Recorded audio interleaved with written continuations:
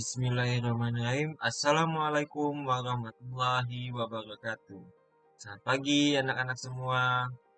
Kembali lagi bersama Bapak dalam pembelajaran prakarya. Nah, pada kesempatan kali ini kita sudah memasuki bab baru yaitu tentang pengolahan bahan pangan hasil peternakan dan pertanian.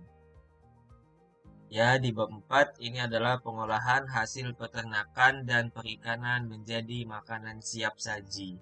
Adapun kompetensi dasarnya yaitu 3.1, memahami pengetahuan tentang prinsip perancangan, pembuatan, penyajian, dan pengemasan hasil peternakan berupa daging, telur, susu, dan perikanan berupa ikan, udang, cumi, rumput laut menjadi makanan yang ada di wilayah setempat. Tujuan pembelajarannya ada dua. Yang pertama, setelah pembelajaran ini, kalian dapat mengidentifikasi jenis ikan dan daging. Yang kedua, dapat menjelaskan manfaat pengolahan bahan ikan dan daging.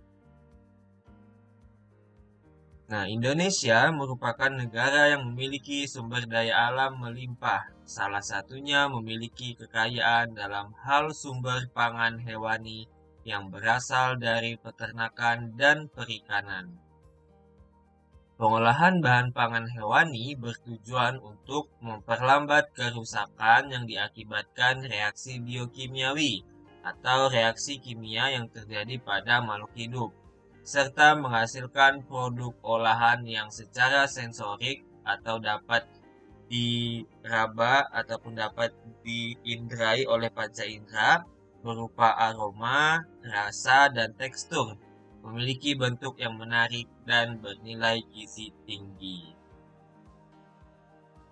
Nah, bahan pangan hasil peternakan dan perikanan dapat berupa beragam jenis ikan, udang, cumi, rumput laut, daging, telur, dan susu yang masih mentah, memiliki kandungan air yang tinggi sehingga dapat membuat bahan pangan tersebut menjadi mudah dan cepat rusak.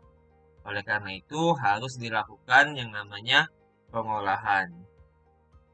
Cara pengolahan bahan ikan, udang, cumi, rumput laut, daging, telur, dan susu yang sering dilakukan berupa pengawetan dengan cara pembekuan, kemudian pengeringan, baik itu secara alami maupun di oven, kemudian pengasapan, dan kita di sini kenal dengan disalai, dan curing. Curing ini berupa penambahan kombinasi beberapa bahan seperti garam, asam, dan gula untuk mengeluarkan cairan yang ada di bahan yang sudah disebutkan sebelumnya, yaitu ikan, udang, dan lain-lain.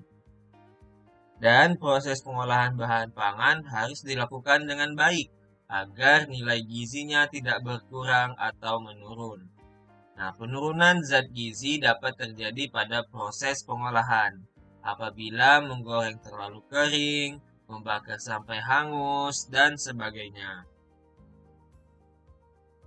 Nah, ini yang tadi Bapak sebutkan bahwa bahan pangan peternakan antara lain ada daging, baik itu daging yang berwarna putih maupun daging yang berwarna merah. Daging berwarna putih itu daging ayam, kemudian daging yang berwarna merah itu daging sapi, daging kambing, dan lain-lain. Kemudian ada telur dan ada susu.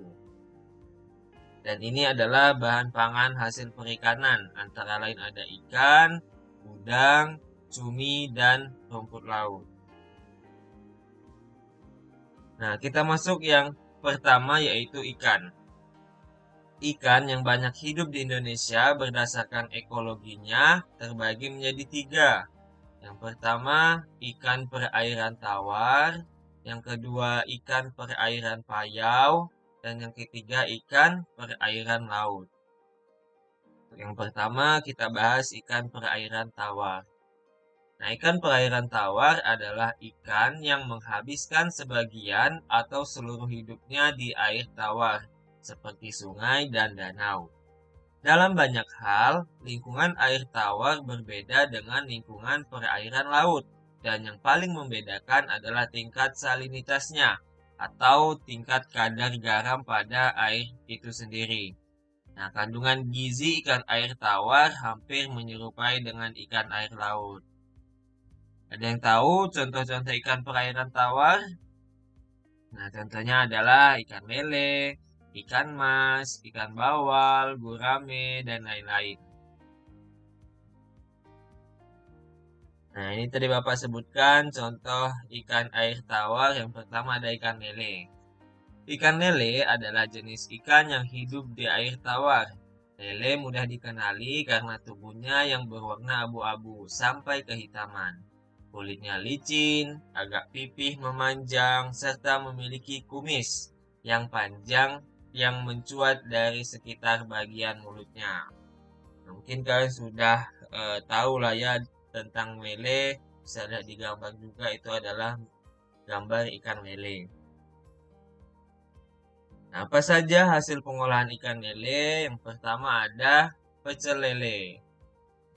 Nah, di sini ada yang suka makan pecel lele, pasti tahu bagaimana rasanya ikan lele yang dibuat di mas-mas pecel lele Lamongan.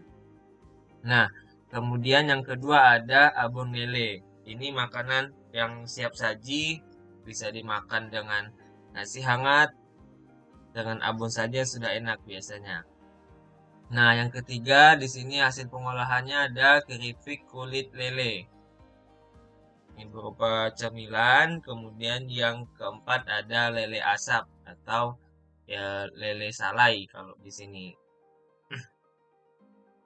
Nah, kita lanjut yang kedua, ikan mas. Ikan mas adalah ikan air tawar yang bernilai ekonomis tinggi dan sudah tersebar luas di Indonesia. Bentuk tubuh agak memanjang dan memipih tegak. Mulut terletak di ujung tengah dan dapat disembulkan. Bagian anterior mulut terdapat dua pasang sungut berukuran pendek. Kalau kalian lihat di gambar, itu seperti kumis di lele, tapi dia lebih pendek. Secara umum, hampir seluruh tubuh ikan mas ditutupi sisik dan hanya sebagian kecil saja yang tubuhnya tidak ditutupi sisik. Warna tubuhnya abu-abu mengkilap.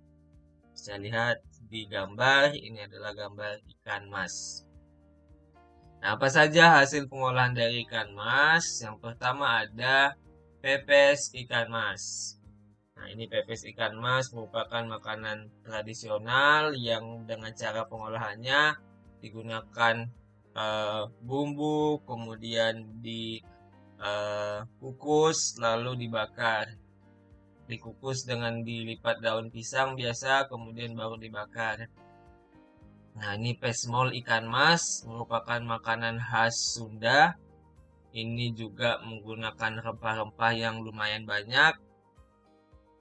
Mungkin nanti kita akan bahas di bab pengolahan selanjutnya. Lanjut, ikan bawal. Nah, ikan bawal adalah ikan berbadan pipih dan berenang secara berkelompok. Bawal sering juga ditemukan beriringan di dasar perairan. Dari arah samping tubuh, bawal tampak membulat atau oval. Bagian tubuh ikan bawal berwarna kuning kemerahan. Bisa kalian lihat di gambar, ini merupakan ikan bawal. Nah, apa saja hasil pengolahan ikan bawal? Yang pertama ada ikan bawal asam manis. Jadi ikan bawalnya digoreng terlebih dahulu, kemudian dibuat saus asam manis dan disiram di atas bawal yang sudah kita goreng. Kemudian yang terakhir ada ikan bawal bakar. Nah, ini juga biasa menggunakan bumbu-bumbu yang diletakkan di ikannya kemudian dibakar. Sini ada contoh ikan bakar bawal madu. Nah, untuk pertemuan kali ini sampai di sini. Minggu depan kita akan membahas ikan perairan payau. Jadi kalau ada yang ingin tanyakan, silahkan langsung kita diskusi di grup WA. Bapak cukupkan pertemuan kita pada hari ini. Kurang dan lebihnya Bapak mohon maaf. Semoga apa yang Bapak sampaikan dapat diterima dengan baik. Akhir kata, wabillahi taufiq wal hidayah. Wassalamualaikum warahmatullahi wabarakatuh. Selamat pagi dan tetap menjaga protokol kesehatan. Salam sehat.